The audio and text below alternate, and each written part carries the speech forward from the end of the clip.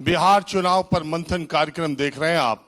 और आज दिन भर पटना से सीधे लाइव पटना और बिहार के चुनाव को प्रभावित करने वाले जितने भी चेहरे हैं वो सब न्यूज 24 के आज के इस मंथन कार्यक्रम में आएंगे। सबसे पहले जो शख्स यहां पर बैठे हैं वो किसी परिचय के मोहताज नहीं है। बिहार चुनाव में सबसे ज्यादा चर्चा प्रशांत किशोर की हो रही है। हमारे साथ पहला ही सेशन प्रशांत किशोर जी का है। प्रशांत किशोर जी जन स्वराज के नेता, सबसे पहले आपका स्वागत है। धन्यवाद। प्रशांत जी, मेरा कहना ये जैसे एग्जाम होता है पहले के जमाने में, तो एग्जाम से पहले वो गेस पेपर्स की एक कुंजी आती थी कि गेस कर लो, ये 12 सवाल तैयार कर लो। आपने पिछले 1 साल में इतने इंटरव्यू दे दिए हैं, लोगों ने आपके इतने इंटरव्यू ले लिए, देश में सारे नेताओं को मिला के जितने इंटरव्यू लिए उतने आपने दे दिए और लोगों ने ले लिए। तो वो सारे गेस सवाल जो है वो मेरे समझ नहीं आ रहा है कहां से शुरू करूं। तो जितने बोलिए। इसीलिए हम लोग पहले कहते हैं गेस पेपर पढ़ के परीक्षा मत दीजिए। जो लोग टेक्स्ट बुक पढ़ते हैं उनको इस चीज की समस्या आती नहीं है। हम लोग टेक्स्ट बुक पढ़ के एग्जाम देने वाले लोग हैं। तो इसीलिए मैंने भी गेस सवाल सब छोड़ दिए जी। तो अब मैं पहला सवाल आपसे यही पूछता हूं प्रशांत जी। अभी मैं जब बिहार आ रहा हूं यूपी से और बाई रोड, तो रास्ते भर जहां भी उतरता हूं तो सब पूछते हैं कि यार ये प्रशांत किशोर हवा है कि कुछ है जमीन पर, क्या है उनकी भूमिका। तो ये समझ में एक आपने तो पूरे देश में या तो सच में या भरम में फैला दिया है कि प्रशांत किशोर बिहार चुनाव का एक बहुत बड़ा फैक्टर है। चलिए, कम से कम इतनी चर्चा तो हो रही है कि आप यूपी से चल रहे हैं तो लोग प्रशांत किशोर की ही बात कर रहे हैं, जनसुराज की बात कर रहे हैं। जब आज से 3 साल पहले हम लोग बिहार में आए तब तो आप जैसे बड़े चैनलों ने, बड़े विशेषज्ञों ने इस बात को नोटिस भी नहीं किया होगा कि बिहार में कोई नया प्रयास हो रहा है या हो सकता है। लोग तो यही कहते हैं अरे बिहार में क्या होगा, अरे आए हैं जाएंगे, कौन पूछता है। तो हवा तो आपको दिख रही है, अब हवा के साथ धूल उड़ती हुई भी आपको दिखेगी और धूल के बाद आपको जीत भी दिखेगी। वो कह रहे हैं लोग, ज्यादातर लोग चर्चा करते ये है कि प्रशांत किशोर बिहार के नेताओं का बुखार छोड़ा रहे हैं। नहीं, यहां पर लगी हुई जो होपलेसनेस है वो उसको छुड़ा रहे हैं। समाज के मन में ऐसा जो बैठ गया है कि कुछ नहीं हो सकता है, बिहार नहीं सुधर सकता है, कोई नया प्रयास, नया काम नहीं हो सकता है, उसको छुड़ाने का प्रयास कर रहे हैं। नेताओं से ना मेरी कोई व्यक्तिगत दोस्ती है, ना मेरी कोई व्यक्तिगत उनसे लड़ाई है। व्यवस्था सुधारने का अभियान है। व्यक्ति तो उसमें जो बीच में आ गया वो आ गया। प्रशांत जी, मेरा सवाल आपसे ये, चुनाव मैं बहुत ईमानदारी और साफगोई से स्वीकार करता हूं कि आप चुनाव के बारे में इतने रणनीतिकार हैं, आपको चुनावी राजनीति समीकरण के बारे में मुझसे ज्यादा पता है। लेकिन मैं आपसे ये सवाल पूछना चाहता हूं, पिछले 10 विधानसभा चुनाव देख लीजिए, पिछले 3 लोकसभा चुनाव देख लीजिए, देश में सारे राज्यों के बाइपोलर चुनाव हो रहा है, 2 ध्रुवीय, उसमें तीसरी शक्ति की कहीं कोई जगह नहीं है। आप कोई चुनाव उठा के देख लीजिए। ऐसे में लोगों के बीच में यह सवाल उठता है कि अब प्रशांत किशोर तीसरी ताकत है, बन पाएंगे जब कहीं नहीं बन पाए। आप लोकसभा देखिए, कहीं के विधानसभा चुनाव देखिए। देखिए, देखने का अपना अपना नजरिया है। पूरे देश की बात तो अभी करने का कोई फायदा नहीं है। बिहार को ही देख लीजिए, जहां के चुनाव को आप बाइपोलर बता रहे हैं। पिछली बार बड़ी क्लोज लड़ाई हुई, आपको बाइपोलर लड़ाई दिखी। दोनों दलों को करीब, दोनों फॉर्मेशंस को, दल तो नहीं, गठबंधनों को 36% वोट आया। मतलब 28% लोगों ने तो दोनों में किसी को वोट नहीं दिया। तो जितनी आंकड़ों की बाजीगिरी या समझ आप लोगों को है, थोड़ा बहुत आंकड़ा हम लोग भी समझते हैं। 28% बिहार के लोग तो पिछले कई चुनाव से 30% लोग, 1/3 लोग कह रहे हैं कि ना हमको महागठबंधन चाहिए ना हमको एनडीए चाहिए। अब उस 30, मान लीजिए एक बार को कि 1 वोट भी एनडीए का ना खिसके, ये मान लीजिए कि महागठबंधन का 1 वोट भी ना हटे, तो भी 30% लोग, 1/3 बिहार का वोटर तो दूसरा विकल्प चाह ही रहा है। आप उसको देखना नहीं चाह रहे हैं। नहीं, हम लोग उसको देखकर उसके हिसाब से, हम आप ही के आंकड़े के हिसाब, सबसे ज्यादा नोटा बिहार में पड़ा है। नोटा का मतलब शाब्दिक परिभाषा क्या है? None of the above.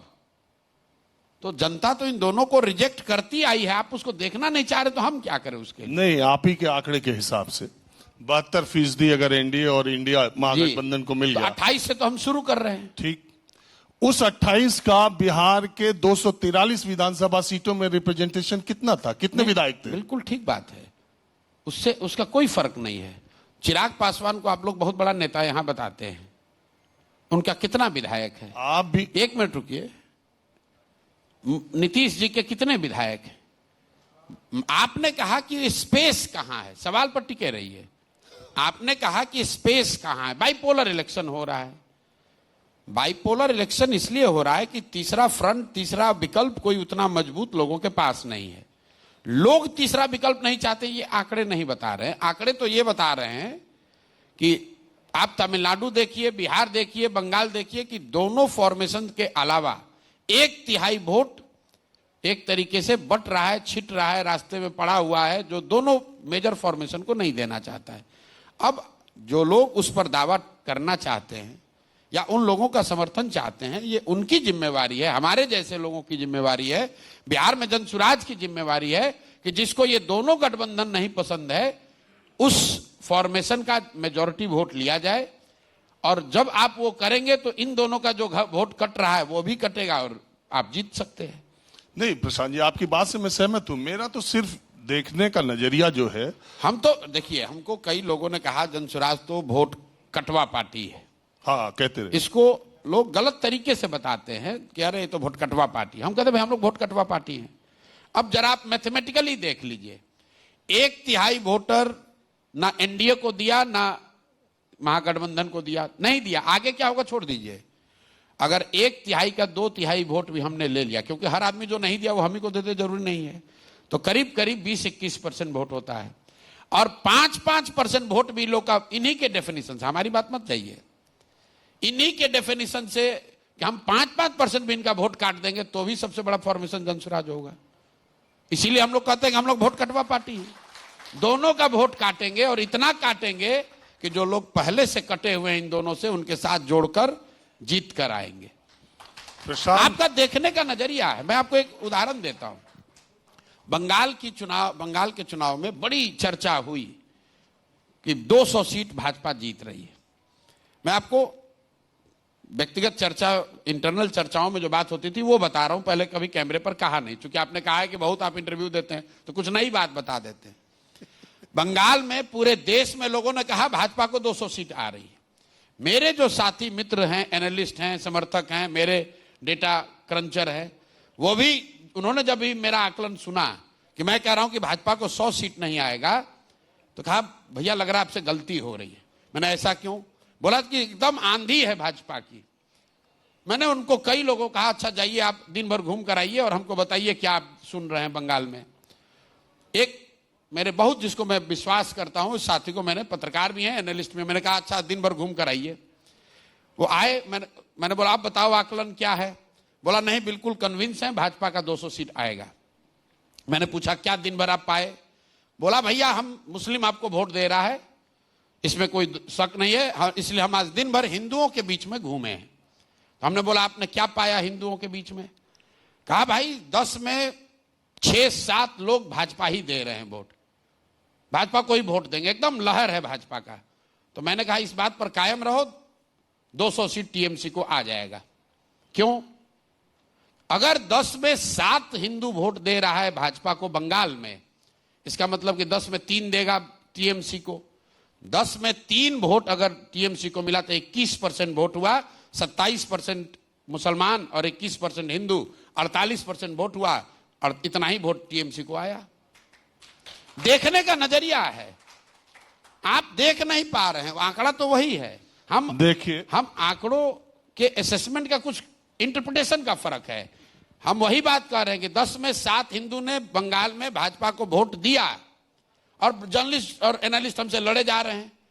अरे भाई आप कैसे कह रहे हैं 7 हिंदू भाजपा को वोट दे रहा है, सब हिंदू भाजपा को वोट दे रहा है। हम भी तो वही कह रहे, दे रहा है, लेकिन तृणमूल तब हारेगी जब 10 में 9 हिंदू वोट दे देगा। तो करना 9 तो नहीं है, 2-3 तो आपको दे रहा है। मैं यहां लोग कहता भाई यादव तो कंप्लीट वोट दे रहा है राजद को, आप लोग भी कहिएगा। फिर हम पूछते अच्छा बताओ एक दो देगा कि नहीं देगा? कहता भैया नहीं, 10 में 2 3 तो यादव आपको भी दे रहा है। अरे भाई, अगर 10 में 3 यादव जनसुराज को वोट दे रहा है तो 5% वोट हुआ, और आप उसका गिनती नहीं कर रहे। आप कह रहे हैं इनको सवर्ण वोट देगा, पंडित जी लोग वोट देगा। पंडित जी अगर 100% बिहार में वोट हमको कर दें, हम तो जात की राजनीति नहीं करते, लेकिन आप लोग यही भाषा समझते हैं। ब्राह्मण अगर, आप सुनिए मेरी बात, आप इलेक्शन एनालाइज करने बैठे हैं, तो ब्राह्मण अगर 100% हमको वोट दे देगा तो 3%, और 10 में अगर 2 या 3 यादव वोट देगा तो जनसुराज को 5% वोट हुआ। अब आप उसको कहते ना यादव तो इनको दे ही नहीं रहे, आप उसको जोड़ ही नहीं रहे, तो हम क्या करें? अपनी बात आप कह भी रहे हो और उसको जोड़ भी नहीं रहे हो। अरे जोड़ तो लो। अगर 10 में 3 यादव वोट हम ले रहे हैं तो तेजस्वी यादव या MY समीकरण का 30% वोट तो गया, 15% वोट तो उनका गया। आप उसको काउंट कीजिए। यही बात मैं कह रहा हूं, जितने लोगों ने NDA को और महागठबंधन को वोट नहीं दिया है उसका 2/3, और इन दोनों फॉर्मेशन से 1/3 वोट अगर हमने खींचा तो हम लोग 40% वोट लेकर आएंगे। अब ये थियरी है, इसको करने के लिए खाली गणना नहीं कर रहे हैं, करने के लिए 3 बरस उस दिशा में खून पसीना बहा रहे हैं, हड्डी गला रहे हैं, हर वो काम कर रहे हैं जिससे कि इस 40% वोट को आप खाली समझना चाह रहे कि आपको वोट कौन देगा, यही बता रहे। अगर जाति के नजरिए समझना चाह रहे तो यही बता रहे आपको। प्रशांत जी, आंकड़ों में और समीकरण में मैंने आपसे सवाल पूछने से पहले ही कह दिया कि आप मुझसे कहीं ज्यादा जानते हैं।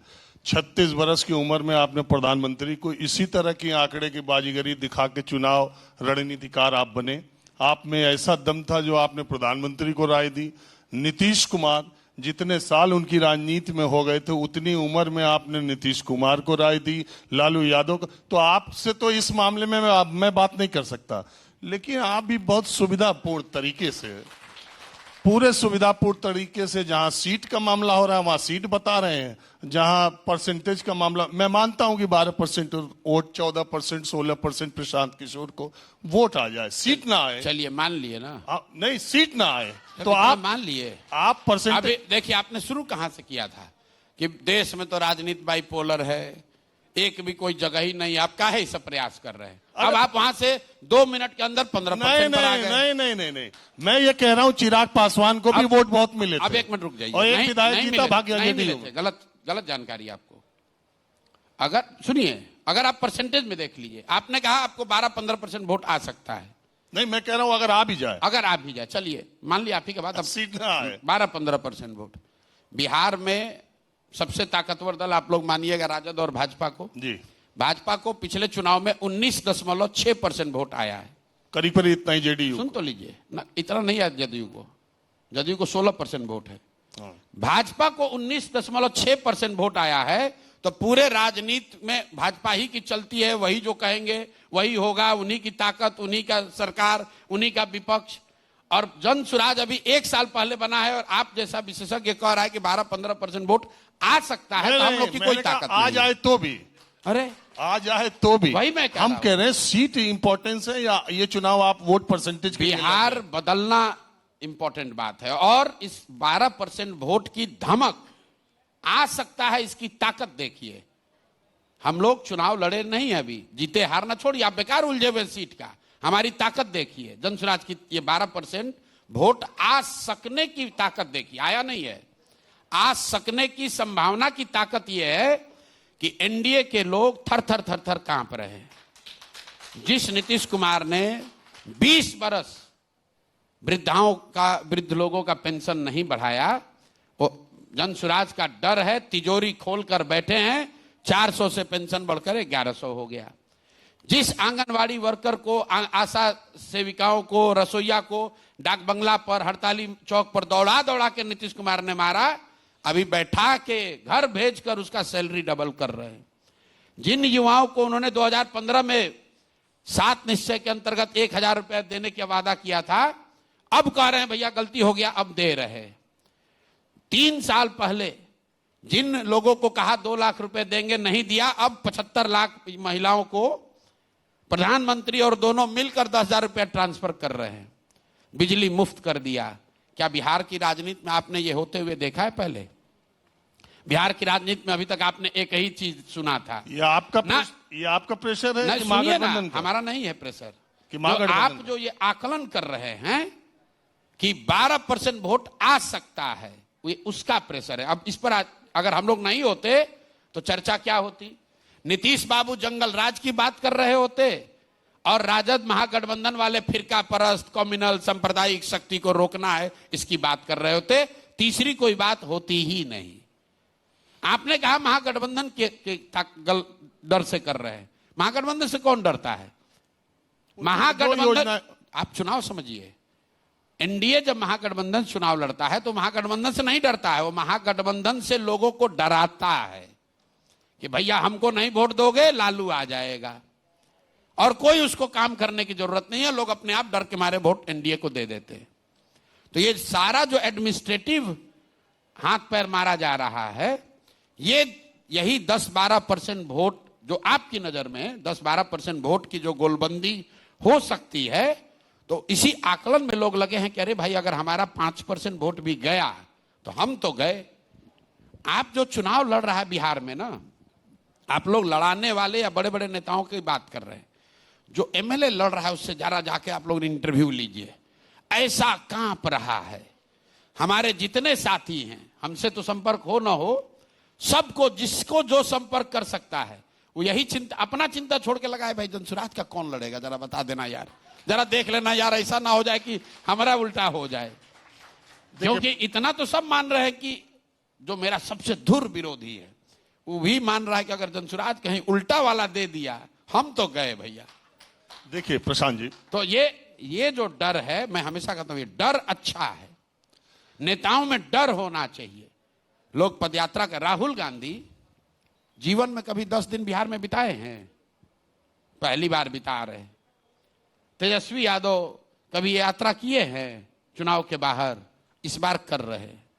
जाकर देखिए कि कैसे कैसा लोग नीचे प्रचार कर रहा है। पहली बार नेता लोग गली में, गांव में, शहरों में दिख रहे हैं। क्यों?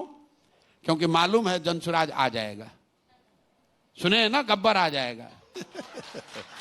प्रशांत जी, अब एक सवाल मैं खुद या देश में सारे लोग जो आपको सुनते हैं, देखते हैं, अब वो इसको एक वेलकम स्टेप के तौर पे मानते हैं कि प्रशांत किशोर जैसा राजनीति में आदमी आए, पढ़ा लिखा या अपने क्राफ्ट का इतना एक्सपर्ट आदमी जिसने अपना एक मुकाम हासिल किया है, ऐसे लोग राजनीति में आए, ये वेलकम स्टेप।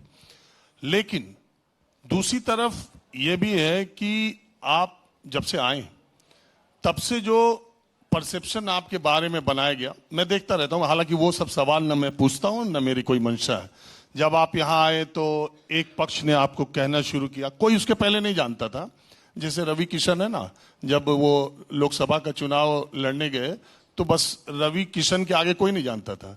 जब गोरखपुर लड़ने गए तो कहने लगे मैं रवि किशन शुक्ला हूं, क्योंकि उससे पहले एक शुक्ला जी हार गए थे, तो अपना नाम शुक्ला बताने लगे। आप यहां आए, आप प्रशांत किशोर के तौर पे जाने गए, पीके। जैसे ही आपने राजनीति में एंट्री की, यहां के एक पक्ष के लोग कहने लगे अरे वो तो प्रशांत किशोर पांडे हैं। मैं उस पे नहीं जाता, मैं इन चीजों पे महत्व नहीं रखता। नहीं, एक बात सुन लीजिए, ऐसा नहीं है कि मेरा नाम प्रशांत किशोर पांडे और हम प्रशांत किशोर बता रहे हैं, ना हम पांडे जोड़ते हैं ना हटाते हैं। एक लाइन में समझ लीजिए, मेरी जाति ना मेरी ताकत है ना मेरी कमजोरी है। तो जो उसको मेरी, जैसे जिनका आपने उदाहरण दिया, वो उन्होंने शायद नाम इसलिए जोड़ा कि उनको पंडितों को प्रभावित करके वोट लेना है। मैं कह रहा हूं ना मेरी ये ताकत है और ना मेरी कमजोरी। आप मुझे पांडे कह के डरा भी नहीं सकते हैं और पांडे कह के उत्साहित भी नहीं कर सकते। मैं प्रशांत किशोर हूं, बिहार का बेटा हूं और अपनी समझदारी, अपने हुनर, अपने पराक्रम, अपने प्रयास से कुछ नाम अपने लिए बनाया है। इस मिट्टी का कर्ज है, उसको वापस करने के लिए एक ईमानदार कोशिश करने आया हूं। आप पांडे लिखिए, चौबे लिखिए, राम लिखिए, मुझे भी कुशवाहा लिखिए, हमको उससे कोई फर्क नहीं है, क्योंकि हम वो राजनीति करते नहीं है। लेकिन इस तरह की जो राजनीति करते हैं उनसे हम डरते भी नहीं है, उनसे डरते भी नहीं है। तो ये बात कह के कि ये तो प्रशांत किशोर पांडे, फिर दूसरी बात ये कही गई ना, ये देखिए, और बिहार में इसकी कोई चर्चा नहीं हुई है। ये जो स्वयंभू पत्रकार दिल्ली में बैठे हुए हैं, किसी ने एक ट्वीट किया, क्या तेजस्वी यादव ने कहा कि वो प्रशांत किशोर पांडे हैं? आप बताइए, क्या लालू यादव ने कहा ये बात?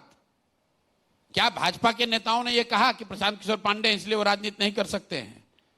ये पत्रकार और एनालिस्ट जो समझ रहे हैं, एनालिस्ट अपने को बताते हैं कि बिहार की राजनीति को तो हम जानते हैं, अरे ये तो पांडे हैं, क्या करेंगे राजनीति। आप क्यों राजनीतिक, कोई राजनीतिक नेता अगर दिया अभी आएंगे तो आप जरा तेजस्वी यादव से इसी मंच पर ये पूछिए कि वो प्रशांत किशोर हैं, प्रशांत किशोर पांडे हैं, और पांडे हैं तो वो राजनीति कर सकते हैं कि नहीं कर सकते? मुझे जरा पूछ के दिखवाइए तो। अगर वो कह दें, कोई नेता बोलेगा ये कि पांडे नहीं कर सकते? यही बात तो मैं कह रहा हूं कि नेता ने, आप कह रहे हैं नेता बोल रहे हैं, अरे तो आप लोग बोल रहे हैं। नहीं, नेता नहीं बोल रहा है। नेता का हिम्मत है बोलने का, नेता का हिम्मत है ये बोलने का। हम नेता का नाम नहीं ले रहे, नेताओं ने बोला, नहीं बोला है। और सुनिए, नेताओं ने नहीं बोला, छुट भैये सोशल मीडिया वालों ने बोला, और एनालिस्ट और पत्रकारों ने बैठकर उसकी विवेचना की। अरे भाई क्या करेंगे, तो 30 वर्ष से बिहार में तो जाते पर राजनीति होता है। हाँ, वो यूपी के आप है ना?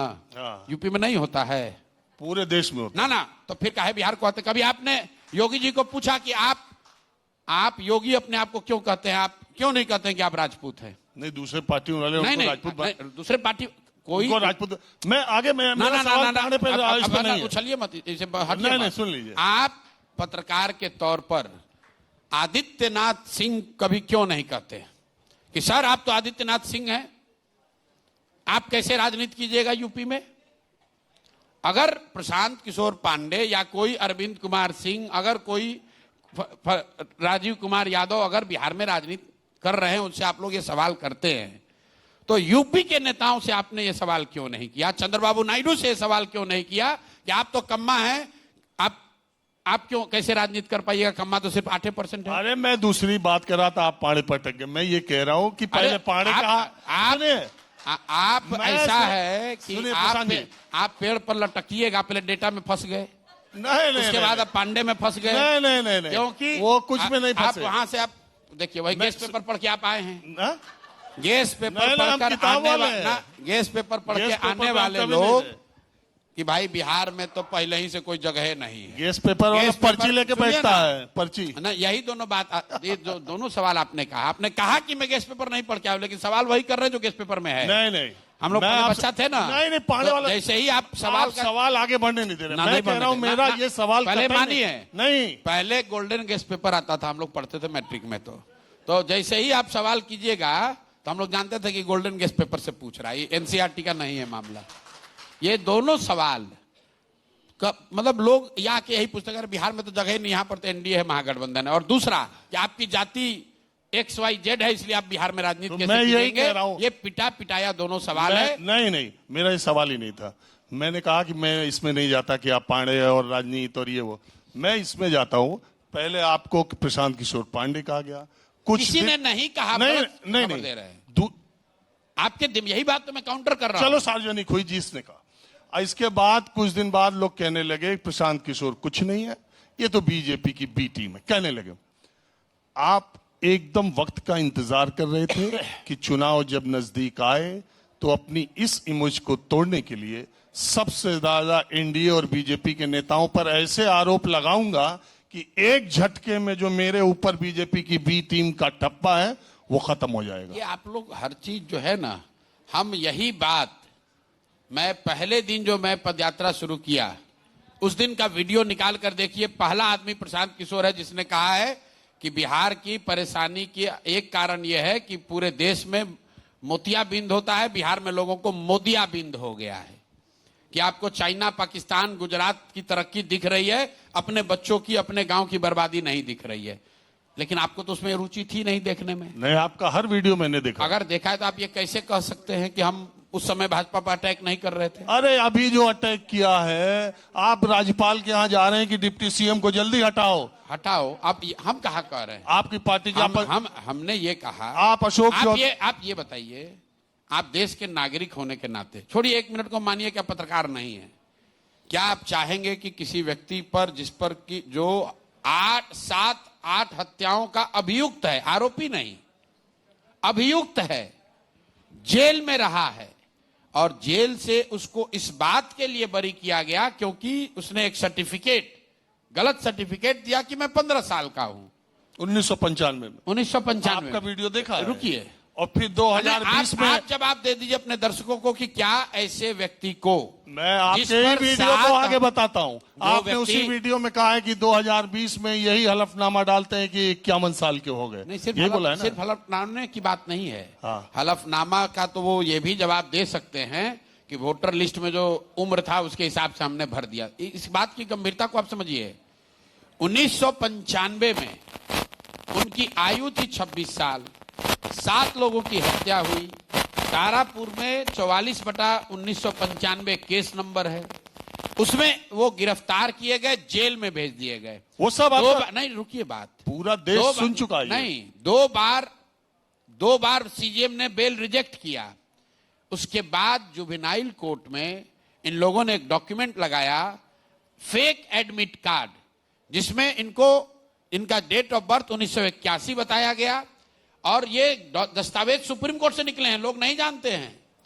सुप्रीम कोर्ट के दस्तावेज में लिखा हुआ है कि सम्राट कुमार मौर्य, बिहार विद्यालय परीक्षा समिति ने एक डॉक्यूमेंट सबमिट किया कि सम्राट कुमार मौर्य करके एक व्यक्ति प्राइवेट स्टूडेंट के तौर पर इस एग्जाम दिए, 364 नंबर आया, ये मैट्रिक फेल हो गए। लेकिन उसके आधार पर सुप्रीम कोर्ट में ये इन्होंने स्थापित कर दिया कि ये नाबालिग है। इनके विरोधियों ने किया। आपने पूरी बात सुनी नहीं रहे, आप घबराए हुए हैं। नहीं, आप बोलिए। आप चाहते हैं कि आपकी ये बात हर जगह, हर प्लेटफॉर्म पे जाए, तो आप यहाँ भी बोल लीजिए। ये चीज जनता को पता है, जो बात वो बता रहे हैं कि तो पहले से पता है कि हम नाबालिग थे, हमको मिनिस्ट्री से हटाया गया। लेकिन जो बात वो छुपा रहे हैं कि ये शुरुआत में कि वो नाबालिग है, ये इनके विरोधियों ने नहीं किया था, इन्होंने खुद से डॉक्यूमेंट खगड़िया के कोर्ट में डाला था। वो बात वो नहीं बता रहे हैं, जिसके आधार पर उनको जेल से बरी किया गया। तो भाई, एक ही आदमी एक ही समय में इस सनातन के मानने वाले भाजपाई, मतलब एक आदमी का 10 सर हो सकता है, उसका नया अवतार हो सकता है, लेकिन एक ही समय 95 में एक व्यक्ति 15 साल का भी है और 26 साल का है। ये कैसे हो सकता है? बात तो एक ही हो सकती है, या तो भाई तुम 15 साल के थे उस समय, या 26 के हो। अगर 26 के हो तो जेल होना चाहिए कि नहीं होना चाहिए? और दूसरी बात, सही गलत छोड़ दीजिए, उसके बाद आप 3 बार चुनाव लड़े, आपने इस बात को क्यों नहीं बताया कि आप पर यह आरोप था, आप जेल में थे?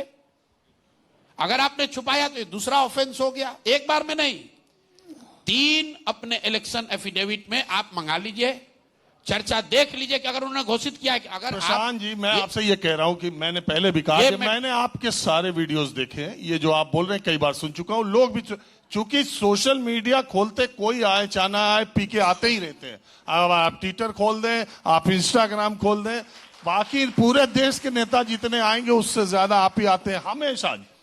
कहीं ना यहां से उठेंगे अभी दिन भर में तो कम से कम 20 जगह यूट्यूब से वहां भी आ जाता है। तो आपकी बात सब तक पहुंच रही। मैं दूसरे आगे पूछ रहा हूं, ये सब जानकारी आपको चुनाव के 3 महीने पहले मिली है? ये सब 25 साल 30 साल पुरानी जानकारियां थी, आप पहले नहीं ले आए। जब बीजेपी की बी टीम कहने लगे तो आप बीजेपी पे हमलावर हो गए। ये सवाल ठीक है, अभी क्यों? भाई ये बताइए, आप कह रहे हैं जब सब जानकारी पता है, क्या न्यूज 24 ने इस पर कोई डॉक्यूमेंट्री चलाई है, कोई न्यूज चलाया है कि बिहार में एक ऐसा व्यक्ति उप मुख्यमंत्री है जिस पर 7 लोगों की हत्या का आरोप है? भाई 95 की घटना है, आपको क्या मालूम हम लोग को कितने पापड़ बेलने पड़े हैं ये डॉक्यूमेंट निकालने में? तो आप लगे थे? कितनी लाइब्रेरी, नहीं, लोगों ने जब वहां हमको सूचना दिया उसके बाद कितनी लाइब्रेरियों की खाक हम लोगों ने छानी है, उन पत्रकारों तक पहुंचे हैं जिन्होंने इसको रिपोर्ट को कवर किया है। आज के तारीख में तारापुर के उस इलाके में डर के मारे इनके कोई बोलने को नहीं तैयार है। आपको एक और बता देते हैं नई बात, आप कह रहे सब पता ही है, आपको यह नहीं मालूम है कि 95 में ये अरेस्ट हुए, उसके बाद 96 में उस केस के 2 जो मेन गवाह थे, विटनेस, उसकी भी हत्या कर दी गई। और हत्या करने ये लोग जो गए थे, इनको फिर हत्या जब इन लोगों ने 2 लोगों की कर दी तो वहां से जब ये लोग भागने लगे तो गांव वालों ने घेर के इनके 6 लोगों को मार दिया। ये भी ऑन रिकॉर्ड है। और इनके पिताजी शकुनी चौधरी उसमें नामजद अभियुक्त है। विटनेस को भी मार दिया गया। कहां किसी न्यूज चैनल ने दिखाया है? हमें भी नहीं मालूम था। जब उसको देखे, उस 95 की बात है, 30 वर्ष पहले की घटना, आपको याद थोड़ी ना है। तो उस चीज को जब हम लोग के प्रकाश में आया है तो हम लोग बता रहे हैं लोगों को। अच्छा, अब आप सम्राट चौधरी भी आएंगे, वो अपनी बात रखेंगे। आप तो इतना ज्यादा उनके ऊपर कर ही दिए तो उन तक बात पहुंचेगी, वो यहाँ आएंगे। वो ये नहीं बताएंगे, वो ये बताएंगे प्रशांत किशोर सौदागर है, प्रशांत किशोर कुकुरमुत्ता है। अरे भाई, प्रशांत किशोर कुकुरमुत्ता है, सौदागर छोड़ दो, तुम बताओ तुम कौन हो? तुम सम्राट कुमार मौर्य हो जो 15 साल का था, जिस पर 8 लोगों के हत्या के आरोप में तुम जेल गए। तुम राकेश कुमार हो, तुम सम्राट कुमार चौधरी हो, क्या हो ये बता दो।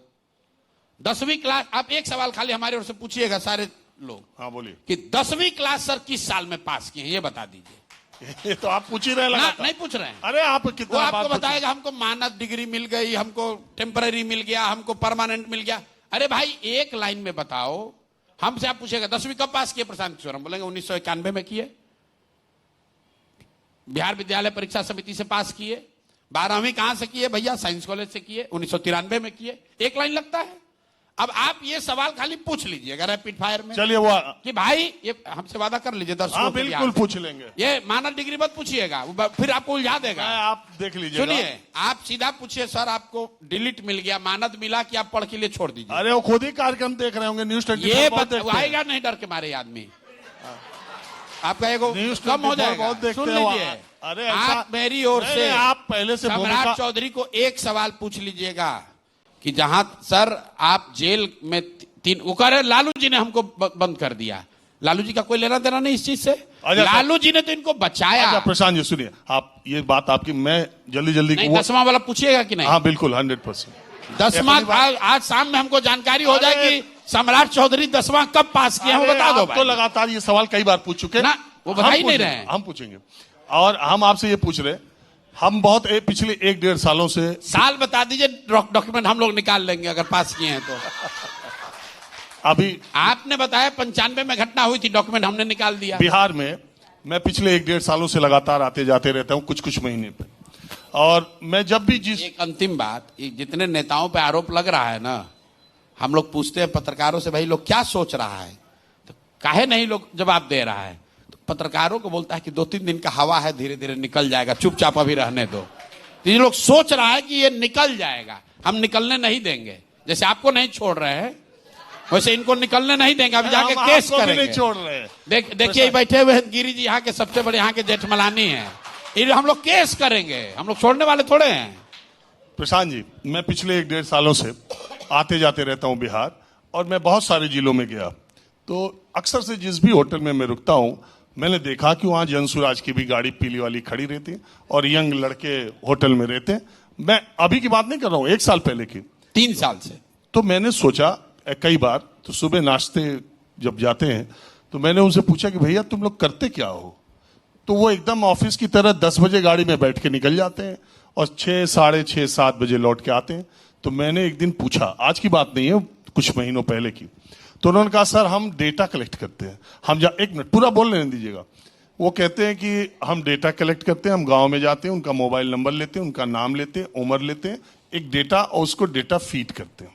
फिर अभी कुछ दिन पहले फिर एक होटल में मिल गया आपका साथी, तो मैंने पूछा तो उसने कहा कि अब हमारे पास 1.25 करोड़ से ज्यादा लोगों का डेटाबेस जनसुराज के पास तैयार हो गया।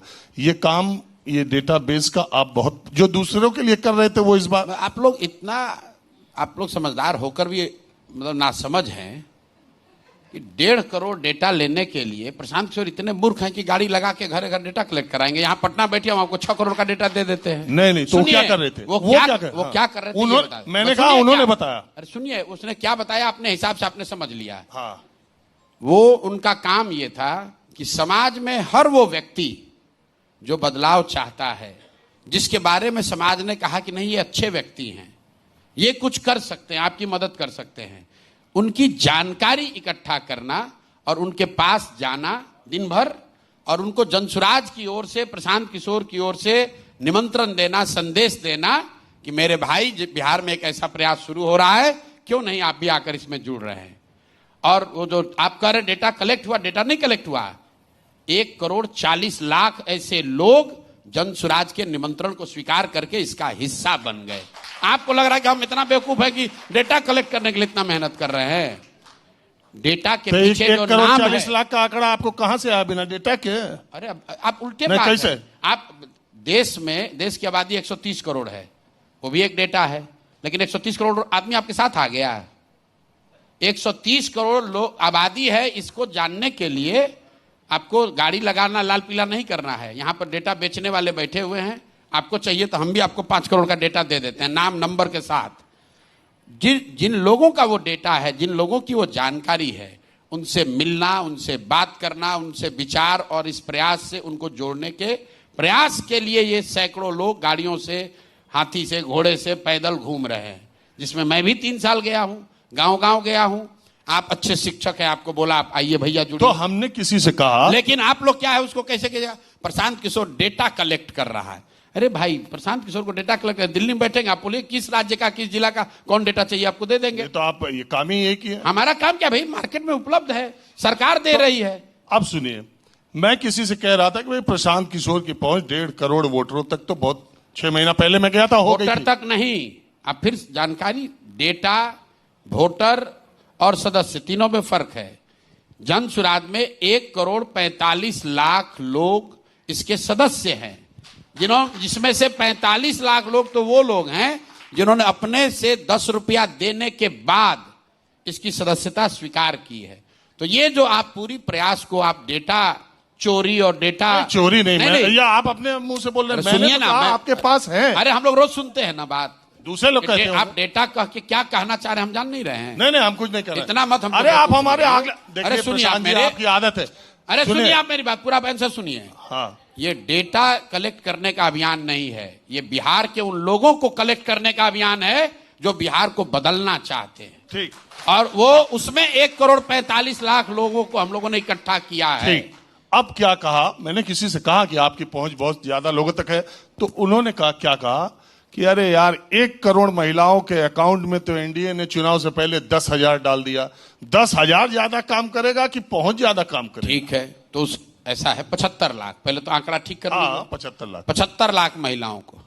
कुछ लोग बता रहे हैं कि भारी मास्टर स्ट्रोक है, सारे महिलाओं को एनडीए ने, नीतीश ने, मोदी ने पैसा दे दिया।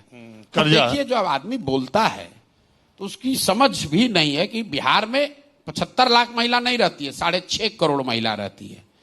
तो कुछ महिलाओं को, 6.5 करोड़ महिलाओं में से 75 लाख महिलाओं को 10,000 रुपया दिया गया। इसको मास्टर स्ट्रोक बताया जा रहा है। और है कर्जा भी।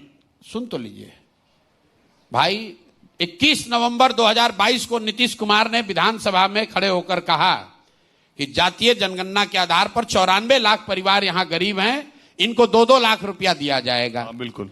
तो आपको मिलना था 2 लाख रुपया 2022 में, 2 साल तक आपको कुछ नहीं मिला, वो 2 लाख के बदले में आपको हमने दे दिया 10,000 रुपया।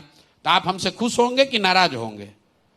ये मास्टर स्ट्रोक है कि अपना सेल्फ गोल है? वो तो कह रहे, आप देख लीजिए, सरकार आने के बाद वो 2 लाख की। तो भाई, तो 22 में भी कहे थे। तो हम लोग तो पहले जनसुराज कह रहा है गांव गांव जाके कि चुनाव का समय है, नेताजी लोग 500, 1000, 1,500, 2,000, 5,000 रुपया लाकर देगा। जो विपक्ष में है लूटा है, तेजस्वी, राजद, कांग्रेस वाले जो पहले से लूटे हैं वो 500, 1000, 2,000 बांटेंगे। जो सरकार में वो 5,000, 10,000 बांटेगा। लेकिन भाई पैसा ले लेना है, लेने के बाद अपने बच्चों के लिए जाके वोट कर देना है। हमारे वरिष्ठ, क्योंकि 10,000 रुपया से तो जीवन नहीं चलेगा। बिहार के लोग इतने मूर्ख हैं कि 10,000 रुपया दे दीजिएगा तो उसका जीवन चल जाएगा। आप लोग तो यही ना समझ रहे हैं। आप बताइए, आंध्र प्रदेश में जगन मोहन रेड्डी ने 2.25 लाख करोड़ रुपया ट्रांसफर किया लोगों के अकाउंट में। जगन मोहन रेड्डी को कितना सीट आया? 11। राजस्थान में अशोक गहलोत ने 1 साल तक अपनी तिजोरी खोल दी, जिसको जितना पैसा है लेना है ले लो। कितना सीट आया आप देख लीजिए। मेरे भाई, जितना समझदार आप और हम हैं, इससे ज्यादा समझदार जनता नहीं। वो महिलाओं की बात दूसरी, जनता को भी, महिला भी तो जनता ही है ना। हाँ, लेकिन खाली महिला इनसे ज्यादा होशियार है। देखिए, महिला जो है ना, लाड़की बहना योजना, लाडली बहना योजना कितना काम करी, कैसे काम कर गया बताइए जरा। महाराष्ट्र में क्या हुआ? मध्य प्रदेश में, महाराष्ट्र आपको ज्यादा जानकारी है, महाराष्ट्र में क्या हुआ जरा बताइए। महाराष्ट्र में महिलाओं को 10,000 रुपया तो नहीं दिया गया, 1,500 रुपया लाडली बहना के नाम पर उन्होंने देने की घोषणा की, और 4 महीना लगातार वो पैसा गया। 4 महीना लगातार वो पैसा गया है। अभी आप चुनाव के सामने सीधे 10,000 डाल दिए। इससे क्या होने वाला है? इससे क्या होने वाला है? और ये कहां पर रिसर्च करके आया कि वो लाडली बहना की वजह से ही महाराष्ट्र जीता गया? कांग्रेसी तो ये कह रहे हैं कि वोट चोरी की वजह से जीता गया। राहुल गांधी तो ये कह रहे हैं कि महाराष्ट्र वो जीते ही नहीं, वो बहना का स्कीम का कोई असर नहीं है, तो वोट चोरी से जीते हैं। अच्छा, हमारे वरिष्ठ सहयोगी सुकेश रंजन एक सवाल आपसे लेंगे। तो भारी बिहार के विशेषज्ञ हैं सुकेश जी।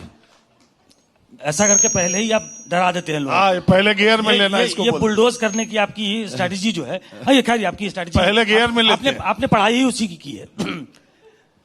आपने शुरुआत में कहा कि आंदोलन की जब आपने शुरुआत की तो आंदोलन नहीं, प्रयास दोनों में फर्क है।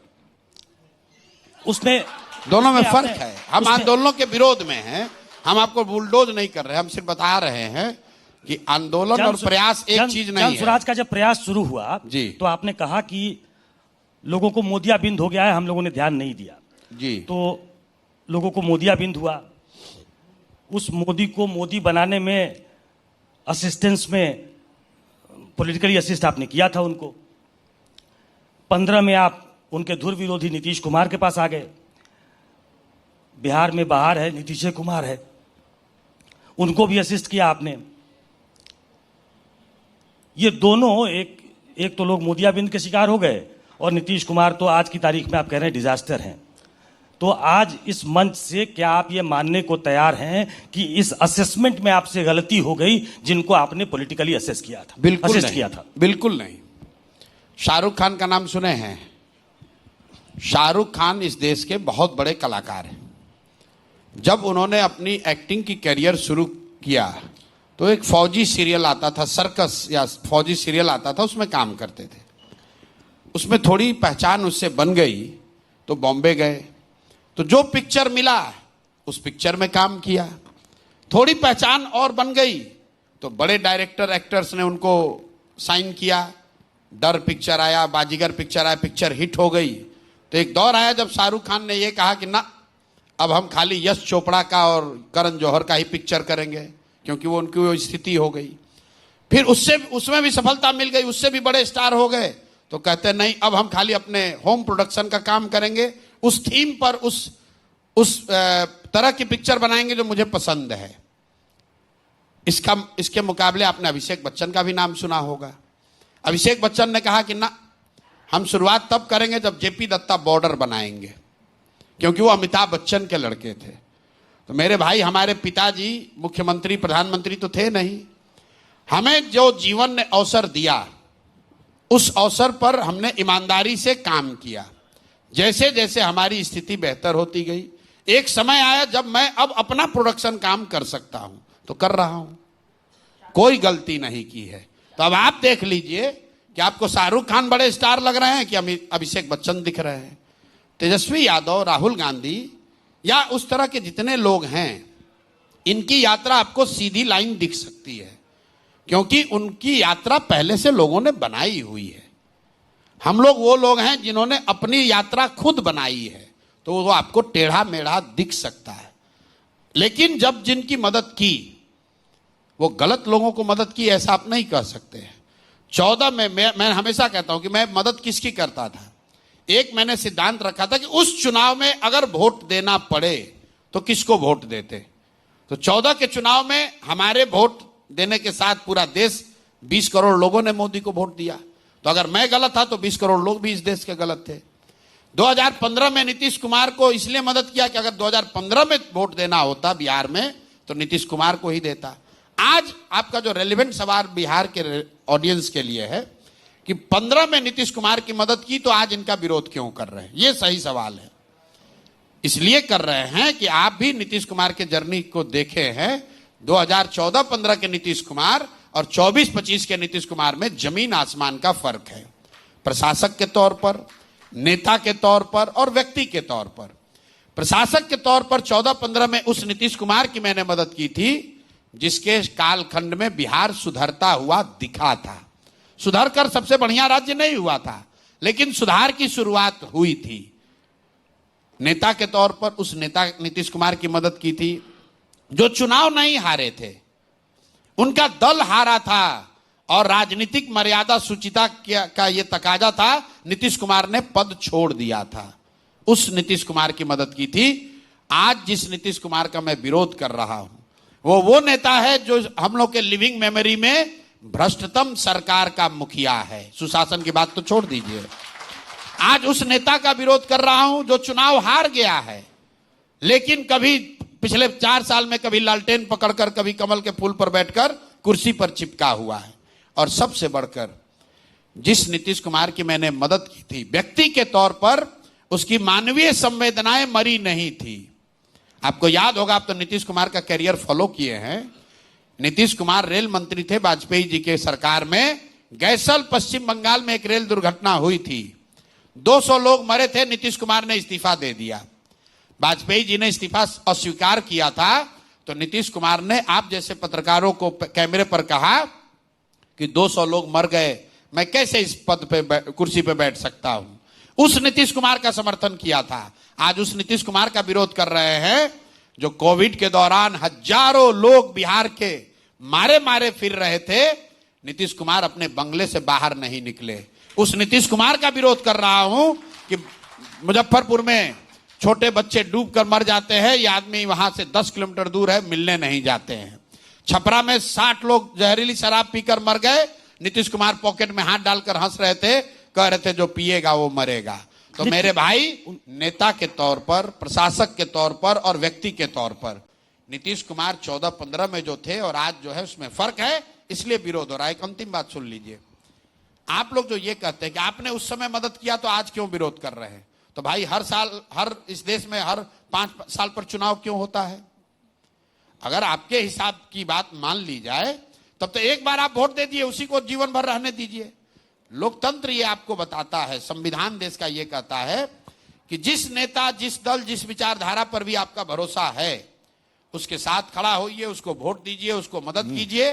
लेकिन वो वोट, वो भरोसा 5 साल के लिए है, जीवन भर की बंधुआ मजदूरी नहीं है। नहीं, वो ये एक राजीव, एक मिनट, ये तो हम कह नहीं रहे कि आप अब विरोध क्यों कर रहे हैं, आपका हक है, विरोध करिए, उनकी नाकामियों की लंबी फहरिस्त हो सकती है। लेकिन एक सवाल और पूछना जरूरी है।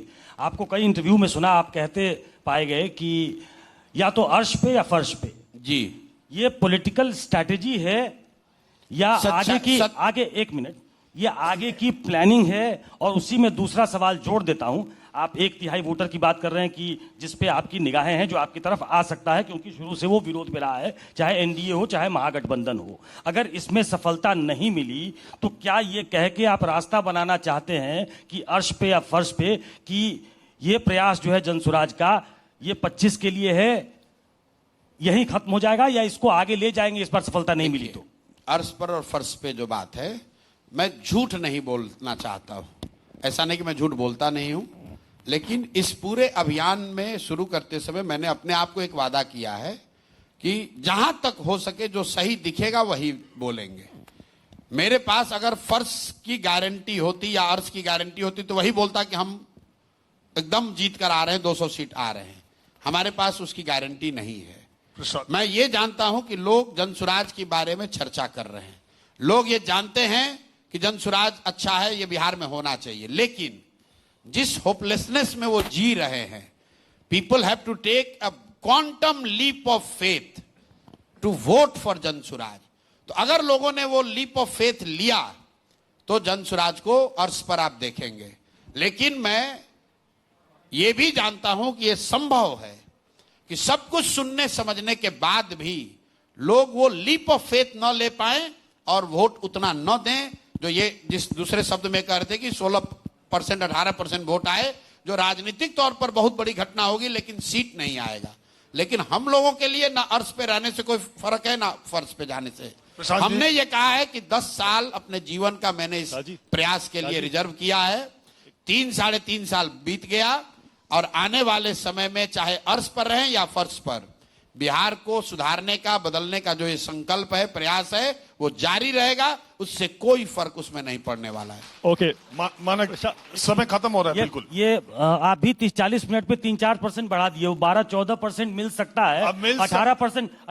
अरे यही तो कला है। चुनाव आते आते आपको 40 दिखेगा। ओके, प्रशांत जी, ये जो मेरा सवाल है, इसके बिना शायद ये इंटरव्यू अधूरा होगा, क्योंकि आपने सम्राट, आप तो इंटरव्यू कितना देर ले चुके हैं, 6 घंटा बैठाकर। जी हाँ, लेकिन तब की स्थिति अलग थी, मैंने जब पिछली बार आपका इंटरव्यू किया था। अब आपने उसके बाद सम्राट चौधरी और अशोक चौधरी पर तमाम तरह के आरोप लगा दिए। पलटवार में आपके ऊपर भी उन्होंने ये आरोप लगाए कि आपका ये पैसा कहां से आ रहा है। जवाब दे दिया आपने, जवाब दिया, बिल्कुल ठीक। आपने कहा कि 2 घंटे के आप 11 करोड़। ना, आपने पूरा जवाब नहीं सुना। 241 करोड़ कमाया। 3 साल के टोटल हमने कहा कि पैसा सरस्वती से आता है, यही बात मैं कहता रहा हूं। दूसरी बात मैंने ये कहा, इसको ध्यान सुन लीजिए, कि जिन लोगों की हमने मदद की थी पहले या अब कर रहे हैं, वो उनसे पैसा आता है। तो मैंने बताया पैसे के दो स्रोत हैं, या तो कंसल्टिंग जिसको मैं सलाह दूंगा वो पैसा देगा, या दूसरा जो पैसा हमारे पास है उसका इन्वेस्टमेंट गेन, कुछ इंटरेस्ट इनकम वगैरह कुछ होगा वो आएगा। तो मैंने अपना बाजाप्ता कोई डॉज नहीं किया, अपना इनकम स्टेटमेंट जारी किया कि पिछले 3 साल में 241 करोड़ रुपया प्रशांत किशोर को कंसल्टिंग का या इंटरेस्ट या कैपिटल गेन का होगा। उस पर जो जीएसटी दिया 30 करोड़ से ज्यादा, वो बता दिया। आप कुछ बोलेंगे 1-2% ऊपर नीचे हो जाएगा, तुरंत गणना में लग जाएगा। जो जीएसटी दिया वो बता दिया, खर्च के बाद जो इनकम टैक्स था वो दिया, और सब के बाद जो 98 करोड़ 75 लाख बच गया, उस पैसे को भी अपने व्यक्तिगत अकाउंट से जनसुराज को डोनेट कर दिया। इसलिए किया है कि कोई ये ना कहे जो आप बात करें कि आपका पैसा कहां से आता है। आप देश में इतने बड़े पत्रकार हैं, कोई नेता, इवन नरेंद्र मोदी जी को कह रहा हूं, जरा बताएं तो कि कोई ने अपना इनकम स्टेटमेंट जारी किया हो। मैं पूरा इनकम स्टेटमेंट, इनकम जो कि कंपल्सन नहीं है, उसमें भी सवाल है है। प्रशांत जी, उसमें भी सवाल है। वो कह रहे हैं ऐसी कंपनी जिसकी हैसियत 1 लाख की है वो आपको 10 करोड़ दे रही है, 2 करोड़। अब इसका जवाब सुन लीजिए। शेल कंपनियां हैं वो। अरे सुन तो लो भाई, दे चुके। ऐसा है, हमने ये भी बताया। अब आप चूंकि समझना चाहते हैं, नवयुगा से 11 करोड़ रुपया लिया गया। किसी ने कहा 2 घंटे के लिए 11 करोड़ रुपया ले रहे, नहीं, ऐसा नहीं है। वो कंस्ट्रक्शन की कंपनी है और उन्होंने एक बहुत बड़ा रिसर्च किया है।